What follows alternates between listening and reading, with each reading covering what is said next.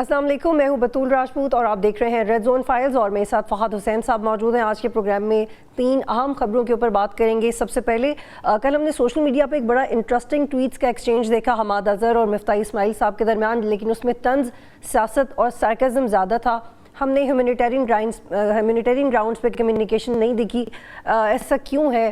اس پہ بات کریں گے۔ پولیٹیکل وکٹمائزیشن کب ختم ہوگی؟ اور آج کی ایک اور اہم خبر یہ کہ ہم یہ تو دیکھ رہے ہیں کہ نمبرز مہنگائی کو نیچے لے کے آ رہے ہیں، لیکن جو ایف بی آر جس ٹیکس نیٹ کا وعدہ کری تھی اور جو انہوں نے ٹارگٹ سیٹ کیا تھا وہ تو پورا ہوتا ہوا دکھائی نہیں دے رہا۔ لیکن کیا میری اور آپ کی پاکٹ پہ کوئی فرق پڑا ہے؟ نہیں، یہ بھی ڈسکس کریں گے۔ اور آج آرمی چیف صاحب نے کہا ہے کہ ہمیں تو اپنی حدود کا پتہ ہے اور دوسروں کو بھی اپنے آئین کے مطابق حدود کا خیال رکھنا چاہیے۔ آرٹیکل 19 کا حوالہ بھی دیا انہوں نے، وہ کس کو مخاطب کر رہے تھے اور یہ واضح پیغام کس کے لیے ہے، اس پہ بھی بات کریں گے۔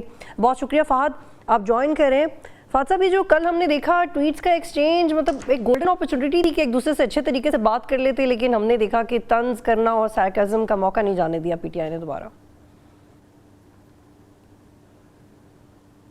شکریہ بطولہ۔ دیکھیے، یہ اس لیے امپورٹنٹ ہے کیونکہ ہم نے کل کے پروگرام میں ڈسکس کیا تھا کہ مفتاح اسماعیل صاحب کا اور شاہد خاقان عباسی صاحب کا جو ان کے اوپر اور ان کے ساتھ جو دیگر کو اکیوز تھے، ان کے ساتھ جس طریقے سے ان کے اوپر کیسز بنائے گئے، ان کو جیل میں ڈالا گیا اور اس کا بالآخر جو ہے اس میں سے کچھ بھی نہیں نکلا، ان کو جو ہے وہ باعزت بری کر دیا گیا۔ اب اس پہ بحث ہو رہی تھی اور یہ ٹویٹس کا سلسلہ جس کو پوسٹ کہتے ہیں ایکس پر، وہ شروع ہوا۔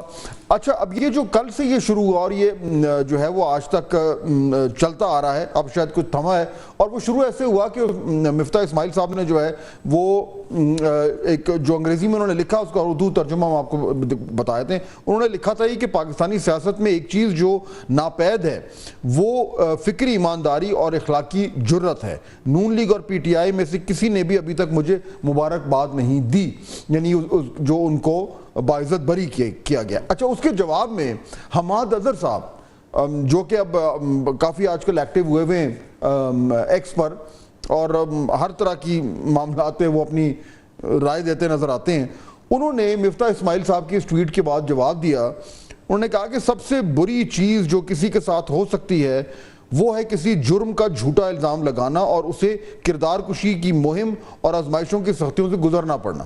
اچھا، یہاں تک تو ٹھیک ہے، آپ نے اعتراف کر لیا، لیکن پھر آگے لکھتے ہیں لیکن مفتاح بھائی، آپ نے 9 مئی کے بعد ہزاروں جھوٹے ملزمان کے لیے ایک آواز نہیں اٹھائی۔ اب دیکھیے معاملہ کیا ہے، یہ جو تمام تر جو یہ ایشو کھڑا ہوا تھا، جو کیسز بنائے گئے تھے مفتاح اسماعیل پہ اور شاہد خاقان عباسی پہ، اور وہ غلط تھے، بالکل جھوٹے تھے، وہ پی ٹی آئی کی گورنمنٹ میں بنائے گئے۔ یہ حماد اظہر صاحب جس حکومت کے وفاقی وزیر تھے، اس گورنمنٹ اور اس گورنمنٹ کی لیڈرشپ نے، اس جماعت کی لیڈرشپ نے باقاعدہ طور پر نیب کو استعمال کرتے ہوئے یہ جھوٹے اور غلط کیسز بنائے تھے، جن کی وجہ سے کتنے ان صاحبان کو، ان کے خاندان کو، ان کی فیملیز کو کتنی اذیت سے گزرنا پڑا۔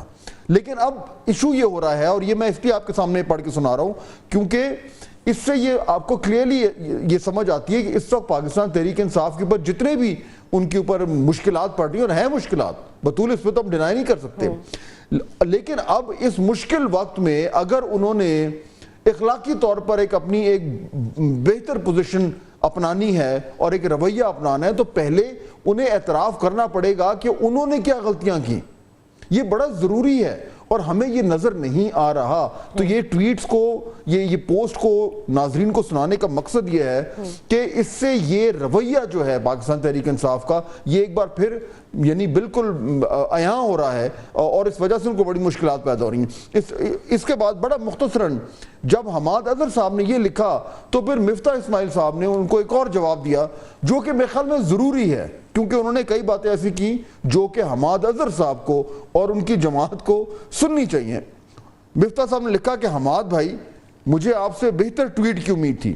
الحمدللہ مجھے یقین ہے کہ آپ کی قابلیت اور مالی امور میں آپ مہارت رکھتے ہیں۔ مجھے آپ سے یہ بھی امید تھی کہ آپ فکری ایمانداری اور اخلاقی جرات کا مظاہرہ کریں گے، لیکن آپ نے انتخاب نہیں کیا۔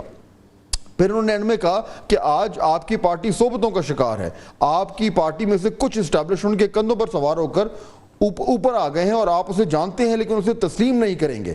شاہد عباسی اور میں کھلے عام کہتا ہوں کہ یہ موجودہ حکومت فارم 47 کی بنیاد پر بنائی گئی ہے۔ پی ٹی آئی کے پاس زیادہ ووٹ ہیں سیٹیں اور قانونی حیثیت تھی. ہم نے کھلے الفاظ میں کہا تھا کہ 9 مئی کے حملوں میں ملوث افراد کے خلاف صرف مقدمہ نہ چلایا جائے. پھر وہ آگے کہتے ہیں آپ چاہتے ہیں کہ اسٹیبلشمنٹ سیاست کا حصہ نہ بنے, یہ کہنا بند کریں کہ آپ صرف ان سے بات کریں گے, اپنے سیاسی مخالفین سے بات کریں, انہیں اپنے سیاسی مخالفین نہ سمجھیں دشمن نہیں. جب آپ ان کے قانونی حیثیت کو چھیننے کی کوشش کرتے ہیں تو آپ مزید کمزور ہوتے ہیں وغیرہ وغیرہ. تو بطول یہ جو سارا کچھ معاملہ ہوا ہے اس سے مجھے بڑے دکھ سے کہنا پڑ رہا ہے کہ حماد اظہر صاحب جیسے لوگ, جو کہ میں ان کی یعنی ذاتی طور پر عزت کرتا ہوں, لیکن یہ جو رویہ ہے اس سے معاملات بہتر نہیں ہوں گے.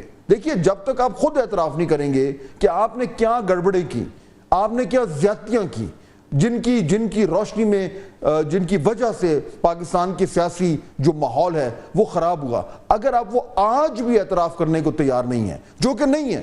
حماد اظہر صاحب کی اس رویے سے یہ بالکل واضح طور پر نظر آ رہا ہے کہ وہ سمجھتے ہیں کہ ہم نے تو کبھی کچھ کیا ہی نہیں, صرف ہمارے ساتھ زیادتی ہو رہی ہے. تو چاہے وہ مے 9 کے معاملات ہیں اس کا اعتراف کرنا کہ ہم سے, یا مفتاح اسماعیل اور شاہد خاقان عباسی صاحب جیسے لوگوں کو جیل میں ڈالنا غلط اور جھوٹے کیسز کی بنیاد پر, یہ جب تک اعتراف نہیں کرے گی پاکستان تحریک انصاف بطور تو معاملات بہتری کی طرف نہیں جائیں گے. یہ میرا نقطہ میں آپ کے سامنے رکھنا چاہ رہا تھا. بالکل, اور یہ کیتھارسس بہت ضروری ہے پی ٹی آئی کے اندر بھی, اور وہ لوگ جو پہلے پی ٹی آئی اور اسٹیبلشمنٹ کے مذاکرات میں بڑے ایکٹیو رہے ہیں وہ یہ کہتے ہیں کہ اسٹیبلشمنٹ کی طرف سے ایک مطالبہ رہا ہے کہ عمران خان اگر 9 مئی کی ذمہ داری لے لیں تو چیزیں بہتری کی طرف جاتی ہیں, لیکن وہ اپنی کسی اور غلطی تو کیا کسی بھی طرح کی ذمہ داری لینے کو تیار نہیں, اور یہی وہ رویہ ہے جو ہمیں پارٹی میں بھی نظر آتا ہے. ایک بریک لیتے ہیں پھر واپس آئیں گے.